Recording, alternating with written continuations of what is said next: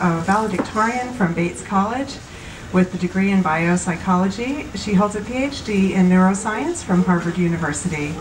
She's a member of the Dementia Advocacy Support Network International and Dementia USA, and is an online columnist for the National Alzheimer's Association.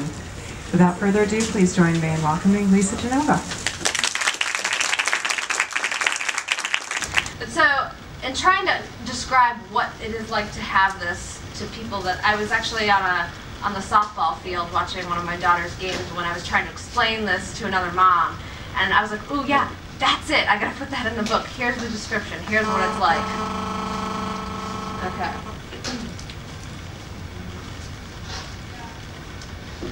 It's early in the. Oh, can you hear me? Go this way. It's early in the morning, before breakfast, before any of the therapists have started working on me, probably even before the kids have gotten dressed at home, and Bob is here. "Can you see me now?" asks Bob. I see the prison, the window, the visitor's chair, the TV. "No," I say. "Turn your head," he says. I turn my head, I see the prison. "No, the other way." "There is no other way." "Yes, there is. Turn your head to the left. I'm standing over here." I close my eyes and imagine Bob standing. In my mind's eye, he's wearing a black long-sleeve crew-neck tee and jeans, even though he never wears jeans to work. He's got his arms folded and he hasn't shaved. I open my eyes and turn my head. I see the prison. "I can't." "Yes, you can. It's simple." "It's not." "I don't understand why you just can't turn your head." "I did. To the left." "There is no left." I hear him sigh in frustration. "Honey, tell me everything you see in here," I say. "You, the bed, the window, the chair, the table, the flowers, the cards, the pictures of me and the kids, the bathroom, the door, the television." "Is that everything?" I ask. "Pretty much." "Okay, now what if I told you that everything you see in here is only half of everything that's really here? What if I told you to turn your head and look at the other half? Where would you look?"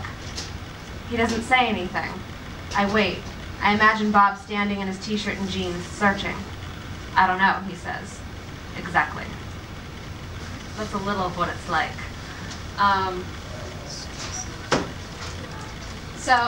That's really, I want to give you, I don't think a lot of you have had a chance to read it yet, so I don't want to give too much away. So I want to just give you that little preview. I will be glad to answer any questions if any of you have read it or have had questions in general. I've been reading a lot of how other writers create, and Stephen King described it pretty much how it feels for me as well, in that he doesn't outline his stories. He sort of sets up, like, something's going to happen to these characters and we'll see what happens. So this woman's going to get in this 30-something woman is going to get in a car accident. She's going to get left beside neglect.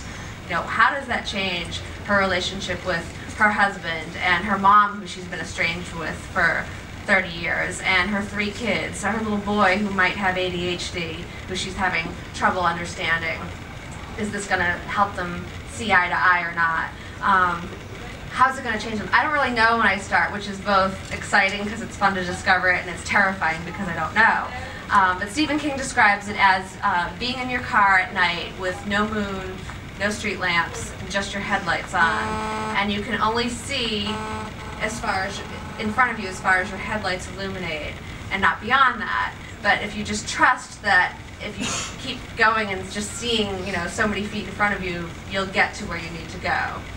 So I don't know what's going to happen 2 chapters away. When I'm on chapter 2, I don't know what's happening in chapter 5, which is kind of terrifying. So I discovered as I go. There's a lot of humor in this book.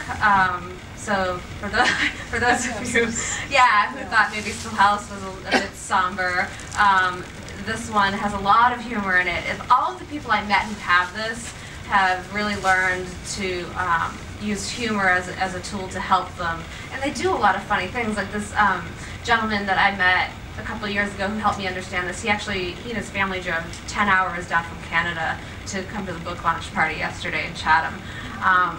But he talks about how it's still his running joke is whenever he's out somewhere and has to use a public restroom and he gets there and it says he's looking for the men's room, but he could just as easily be going into the women's room because he can't see the left side of the word. And yeah, he's like, well, if I go in and I see ladies, I just,